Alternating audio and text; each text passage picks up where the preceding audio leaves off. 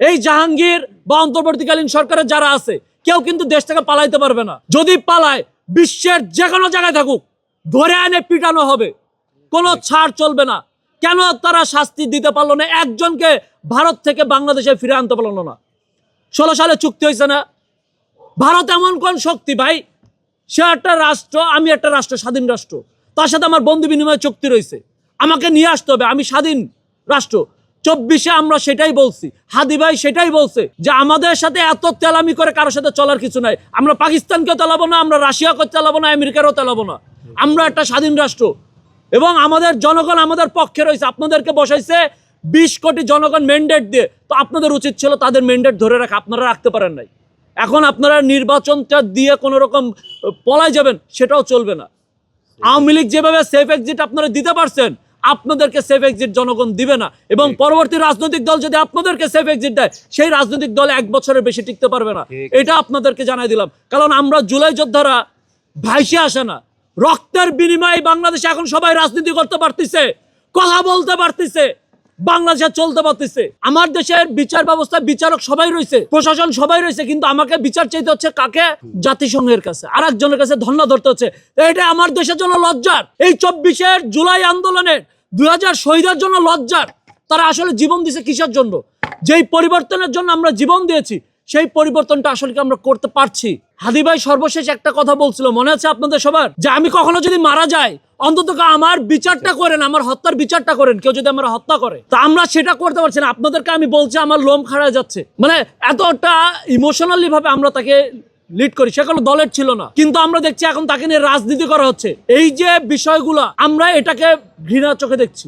জুলাই রাজবন্দী অ্যালায়েন্সের পক্ষ থেকে আমরা অন্তর্বর্তীকালীন সরকার এবং আগামীতে যারা সরকার গঠন করবে, যেই দলই সরকার গঠন করুক, তাদের আমাদের কাছে কমিটমেন্ট থাকতে হবে যে জুলাই আন্দোলনকারী যতজন আছে তাদেরকে সর্বোচ্চ প্রোটেকশন দেওয়ার দায়িত্ব এই সরকারের। এখনো পর্যন্ত কোন রাজনৈতিক দল তাদের প্রচারণা বহুতভাবে চালাইছে, কিভাবে তারা করবে, তারা ইশতেহার ঘোষণা করেছে, কিন্তু সেখানে আমরা দেখি নাই যে জুলাই এই আন্দোলনকারীদেরকে নিয়ে তাদের কোনো ধরনের কার্যক্রম আছে। এবং আওয়ামী ফ্যাসিস্টদের বিচার করার জন্য তাদের যে প্ল্যান, সেই প্ল্যানটা আমরা দেখতে পারি নাই। তারা কি কি কার্যক্রম নেবে, কিভাবে তারা এই আওয়ামী লীগ ফ্যাসিস্টদের শাস্তি নিশ্চিত করবে। আপনারা দেখুন, হাদি ভাইকে হত্যার আগে একটা নিউজ আসছিল যে ভারতে পলাতক আসামি যারা রয়েছে জুলাই আন্দোলনকারীদের, তার মধ্যে অন্যতম ছিল হচ্ছে খুনি হাসিনা এবং আসাদুজ্জামান কামাল। এখন বলছে হাসিনা না হলে আসাদুজ্জামান কামালকে বন্দি বিনিময় চুক্তির মাধ্যমে ফেরানো হবে, এরপর হচ্ছে বাকি সবাইকে আস্তে আস্তে করে ফেরানো হবে। কিন্তু হাদি ভাই হত্যার পরে সেই নিউজটা পুরোটা ব্লান্ডার হয়ে গেছে, কোথাও নাই, সম্পূর্ণ সেটাকে ঢাইকে দেওয়া হয়েছে। এই যে মাস্টার মাইন্ড চলতেছে আওয়ামী লীগকে পুনর্বাসন করার জন্য এবং তাদের শাস্তিগুলোকে মিনিমাইজ করার জন্য, তাদের শাস্তি যাতে না হয়, জনগণের চোখ থেকে মিডিয়া সরাই ফেলছে, কেউ কথা বলতেছে না। এই জিনিসটা কিন্তু পরিকল্পিত একটি ঘটনা, এটা বিচ্ছিন্ন কোনো ঘটনা না।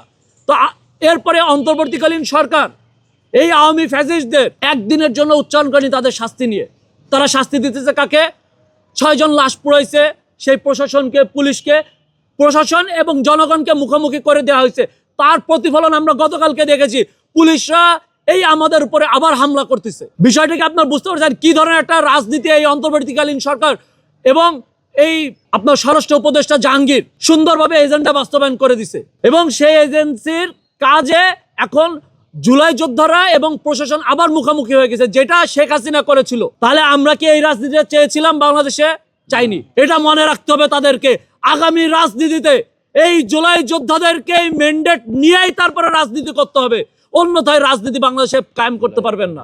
71 যেভাবে আমাদেরকে একটি স্বাধীন ভূখণ্ড দিচ্ছে, 71-এর যেই আমাদের মহান মুক্তিযোদ্ধা যারা শহীদ হয়েছে, মুক্তিযোদ্ধারা, তাদের প্রতি যেমন সম্মান রয়েছে, ঠিক একইভাবে জুলাইকেও সম্মান করতে হবে।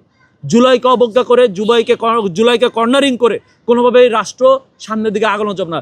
জুলাইয়ের যে ম্যান্ডেট ছিল, একটি রাষ্ট্র হবে যেখানটায় সাম্য, ন্যায় বিচার, স্বাধীন বিচার ব্যবস্থা এবং আমাদের মানবিক মর্যাদা সম্পন্ন একটি বাংলাদেশ বিনির্মাণ করব, সেটাই আমরা করতে চাই। সেই ম্যান্ডেট নিয়ে আগাইতে হবে। সকল রাজনৈতিক দলকে আমরা অনুরোধ করছি, আপনাদের কাছে আমাদের অনুরোধ, আপনাদের এখনো যেই সময় আছে, সেই সময়ের মধ্যে আপনারা আমাদের এই জুলাই যোদ্ধাদেরকে নিয়ে আপনাদের কি পরিকল্পনা, সেটা আমাদের সামনে উপস্থাপন করুন।